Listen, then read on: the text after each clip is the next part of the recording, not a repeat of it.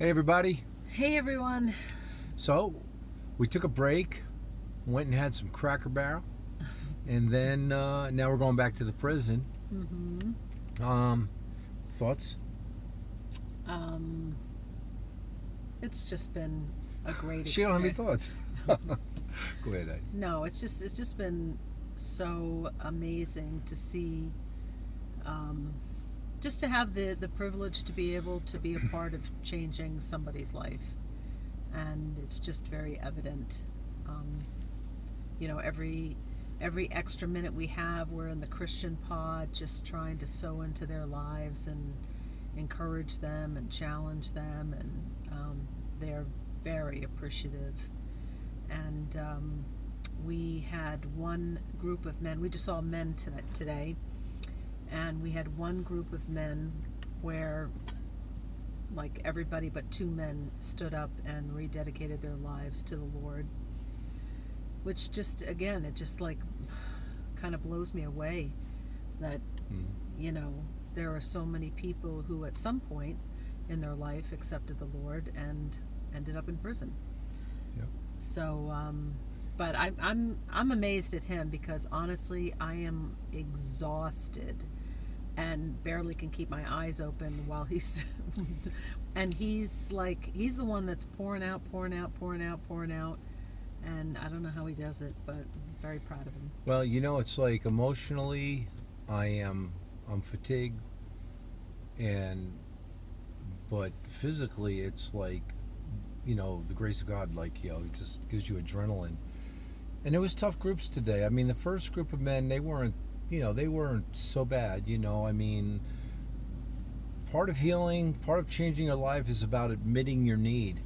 And, one of the things people won't admit is their need for God, or a belief in God. And, we're not there to, I don't want anybody to admit anything that they don't believe. Right. But it's interesting how I lay out, through the presentation, that people don't become drug addicts and inmates because they believe truth. And I ask them that outright. How many of you think you came to prison because you are men who believe truth or women who believe truth? And out of thousands of inmates, I've never had one raise their hand and say, "Oh, I came here because I believe." They say, "I came here because I believe lies." Then you have a responsibility to that lie. I have a responsibility to do something about the lie that's destroying my life, or, my marriage, or my career, or my health, whatever it might be, relationships with your children. Because if I don't do something about that lie, then I tell them, then we're just a fool. That's all. And so, I do this presentation, and I put it in perspective, and I present them the truth, the gospel.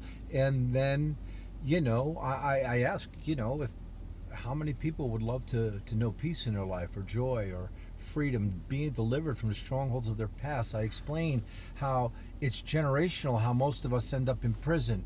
And at the, what's the word I'm looking for? At the disclosure, or the presenting of all of that information, and you say, well, look, if you want peace, and you want joy and these things in your life, well, you can't have that living under the burden of sin and the condemnation and the guilt and shame that comes from sin. And so you have to make a choice how you're going to live. I tell them the difference between where you're sitting and where I'm standing today is a difference between what we believe. And now we're going to give you an opportunity to believe something different. I said in the post just a few minutes ago that, it's important for me to know what's bad for me, but it's also very important for me to know what's good for me. And that last group of men I had, there was quite a few men there. Yeah, there was. That was a tough group of men. That was a really tough group. But I know why God gave me the personality He gave me. All right? So, the tension was palpable. It really was. Yeah. But you still had two men who said, "You know what? I want to change this legacy of death." And they stood up. And I stood there and I said, "Come up here, men." And they came up there. I said, "I'm proud of you, because this is true courage. Because you're going to go back to that pod. And some of these very men are going to be cracking on you and laughing at you, telling you didn't go to church on the street. Look at you. Now you want to know Jesus. You're a fake. You're a phony." I said, when that happens, remember my words. that's a lie. Mm-hmm. Misery loves company. Mm-hmm. And misery is a choice. You choose to be miserable. Mm-hmm. And today you made a choice to be free. Mm-hmm. And if you read this and you do what it says, your life is going to change, because this is the plan for life. Mm-hmm. And it's the plan that it's the only plan I know that can take a person from where they are and bring them out of that to a place where they're not just surviving and just making it, but to where they're thriving. And their life is making a difference, and it's impacting other people. It was powerful. And four men who, several men in there said that they knew the Lord at one point in their life, and they walked away. I think like 12. Yeah, and then but only 4 mm-hmm. stood up and said that they wanted to rededicate their lives to the Lord. And I'm really upsetting the leaders of the pods, because I'm challenging the men and the women to take control of their space. And the leaders can be very obvious who they are, and even one of them, I pointed to him. You control the culture. Mm-hmm. You can change the culture. And he kind of rolled his eyes, and I said, look guys, I'm telling you, somebody needs to stand up and lead in here. Mm-hmm. You take this book, you have a Bible study, you speak life, you build one another up, mm-hmm. and you change the culture. I said nothing can stand against that. If all of you guys want to live in a place where there's peace and kind of harmony and you kind of get along, 2 or 3 people can't come against that. Yeah. It just can't happen. So I'm upsetting the kind of culture, and that's what I want to do. I want to see, revivals about changing things, and I want to change that culture in there. And so I think it's going to be interesting to see what happens. Right. It's going to be really interesting to see. Yeah, but it's also neat to see that there are a lot of people that recognize Mike and his book from the last time we were here back in February.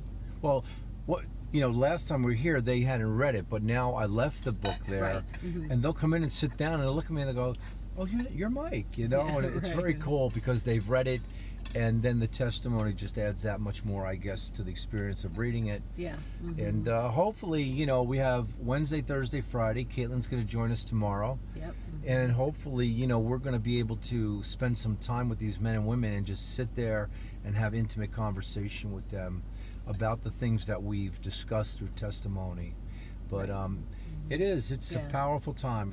It's life-changing, and it's changed me. There's something very different about, very special about this prison, and I think a big part of it is because there's a lot of people that work there that are believers. We've become very good friends with Lieutenant Mullins and his wife, and Dave Kaiser and his wife. Dave runs the top program. Chaplain Danny and his wife. Chaplain Danny. Woody. Yeah. The chaplains there, Chaplain Cheryl, Chaplain Scott. One of the look at Chaplain Woody. I mean, last night, he wanted to take us out to dinner. I want to say it was 10 o'clock at night. I don't know. It was late. It was late, right? But he said, look, Mike, late, yeah. Mike and Heidi, he says, I need your address because, we decided we want to support you on a monthly basis. So our example is speaking loud down here, and it's pretty powerful. So, yeah. But, I think that has a lot to do with it, that there are a lot of so many believers people that are praying, Yeah. and there's you could feel like the presence of God there. It's funny because we've been praying, when you go into something like you're going to do a revival, well, you start praying for that before you go. And, there's a lot of people praying for this. And we had one group of women, they came in, they sat down. I didn't say anything, just started crying. Right.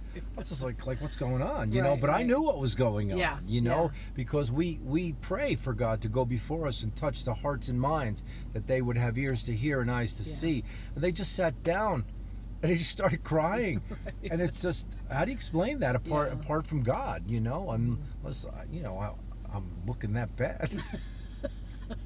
You know what I'm saying? It's just like, I didn't take it personal, but but anyway, we're having a good time of it. Yep. Mm-hmm. We're getting ready to go back in, so we want to make this now, get it up there, hopefully before we're inside, and that way tonight when we come out at 10 or 11, we won't have to do it. Yep.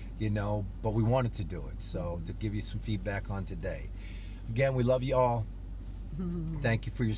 Did I just say that? Yeah. Love y'all. Yeah. And... Starting to get an accent. I surrender. All right. Love you Anyway, we'll guys. talk to you soon. Bye-bye. God bless you.